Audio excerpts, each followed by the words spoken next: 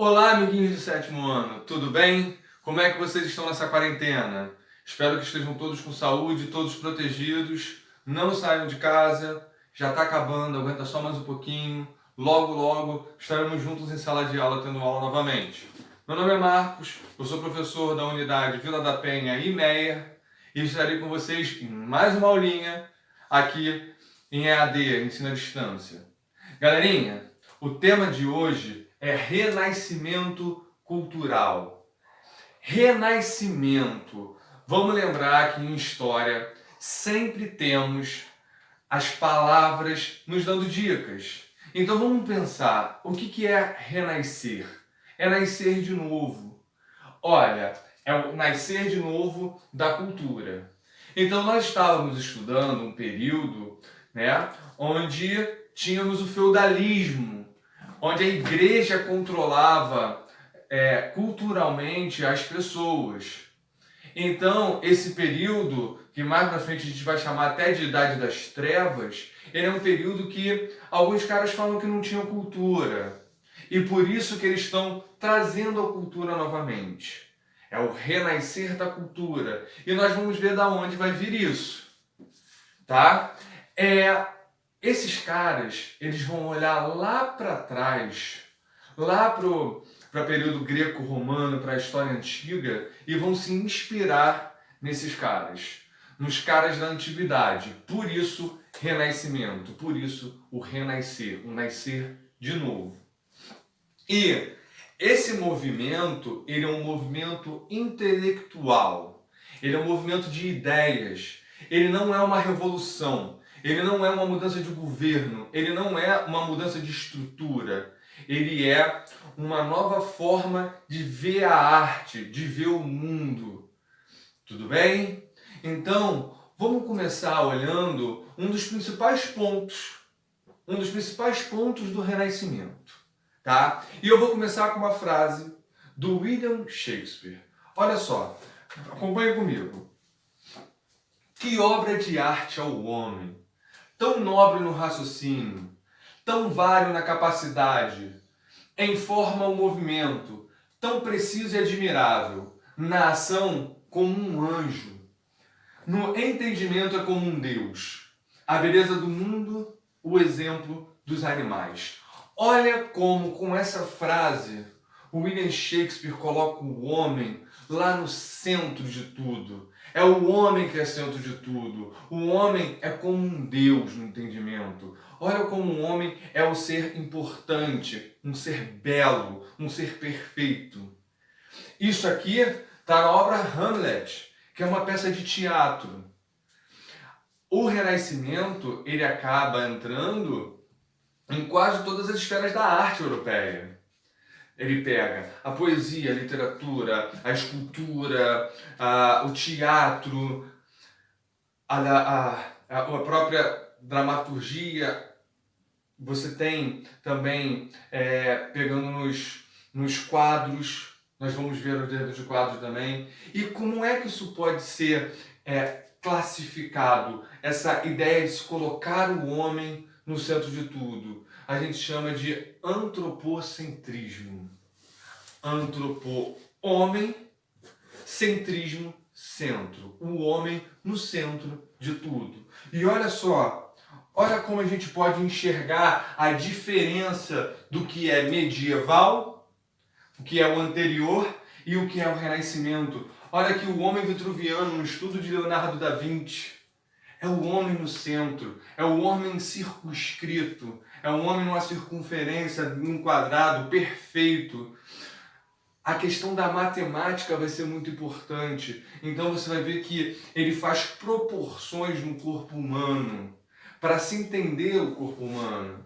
E olha como é lá no feudalismo. Você tem homens louvando a Deus, o Deus, algo inalcançável. Vamos lembrar aqui, ó, na obra de Hamlet, o homem é como um Deus. Tudo bem? Conseguindo entender? O Deus não é inalcançável. Quando a gente vê um quadro de Michelangelo, a gente vê Deus desenhado na forma humana. Tá? Então, o homem, a representatividade humana, ela vai significar até a representatividade de Deus, né? Então, lá no feudalismo, né, lá antes do Renascimento, nós temos o teocentrismo, Deus no centro de tudo, tudo era feito numa visão divina. E no Renascimento nós temos o antropocentrismo, o homem no centro de tudo. Tudo vai ser visto numa visão humana, como o homem como parâmetros. Tudo bem, amiguinho? Espero que estejam todos conseguindo acompanhar. Nós temos várias dessas comparações, dessas transformações, dessas diferenças entre o que é medieval, o que é da igreja, né? Como visão de mundo da igreja, e o que é renascentista. Aí você deve estar pensando, professor, então o Renascimento ele rompe com a igreja. Não, amiguinho, o Renascimento ele não rompe com a igreja. Ele muda a forma de ver as coisas. Mas ele não é uma ruptura total com a igreja. O Renascimento é uma nova forma de ver o mundo, de entender a complexidade do mundo. Mas, por exemplo, uma das grandes pinturas do Renascimento é o teto da Capela Sistina, é o teto de uma igreja. Tudo bem? Então, o Renascimento ele não necessariamente é uma ruptura, tá? Ele é uma nova forma de se ver as coisas. E avançando aqui, ó, na nossa aulinha, nós temos uma outra característica fundamental do Renascimento que está ligada à palavra renascer, tá? Que é o classicismo, a inspiração greco-romana. E os caras olham lá para a Grécia e para Roma antigas, pegam na arte desses caras e se inspiram. Olha só, nós temos quadros, temos esculturas aqui greco-romanas, tá? A gente pode observar, olhando essas esculturas, né? São esculturas retratando pessoas com uma estrutura quase matemática, com as musculaturas muito bem definidas. Ao olharmos esses quadros e compararmos com esses do Renascimento, nós vemos que temos muitas características em comum. Né? Olha o Davi de Michelangelo. Olha como ele é parecido. Vou voltar o slide. Olha aqui comigo. É no pezinho aqui que eu mudo. Ó. Opa, voltei demais. Vamos lá? Olha aqui. Olha como parece com todas essas esculturas. Olha como eles são próximos. Porque Michelangelo, que está fazendo aqui essa escultura, está se inspirando naqueles caras. É a inspiração greco-romana. É uma característica muito importante do Renascimento. Tá? Porque está rompendo com aquela visão medieval, com aquela visão de que a arte tem que ser uma representatividade divina com um Deus inalcançável. Aqui eles estão olhando o homem. Tudo bem? Deu para acompanhar também? Então nós já temos duas grandes características do Renascimento.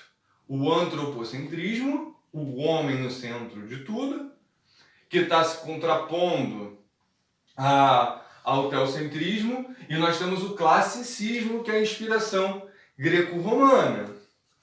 Avançando aqui na nossa aulinha.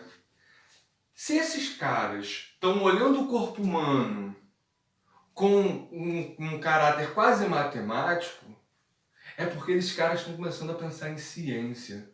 E outro ponto fundamental do Renascimento é a razão. A razão vai guiar a arte renascentista.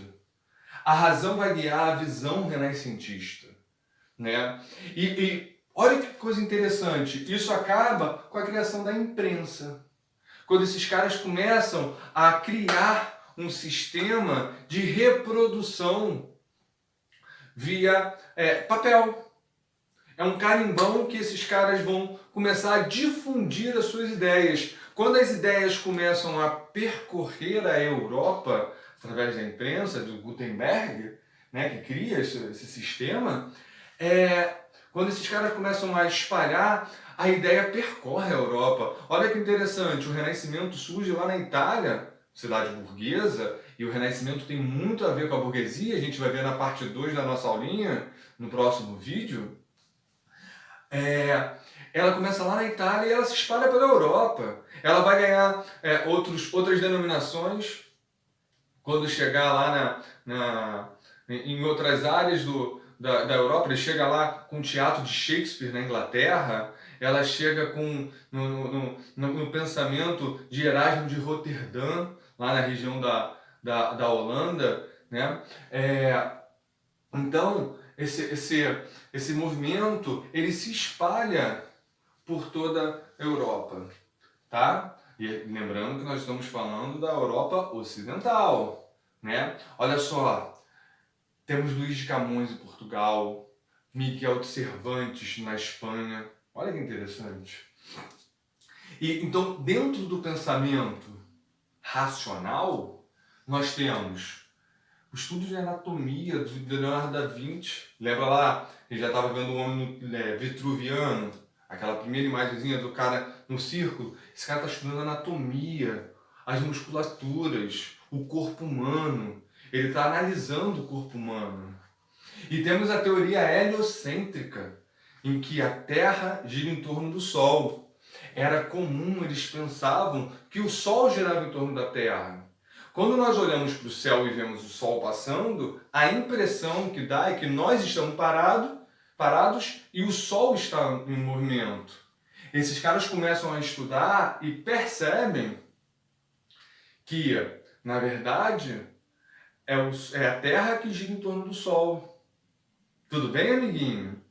Então, o pensamento racional, a razão, tá, vai guiar o Renascimento.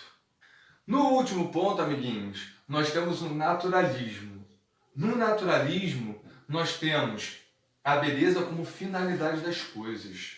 Eles estão buscando o belo. E eles vão buscar o belo aonde? Nas proporções matemáticas, na imitação da natureza.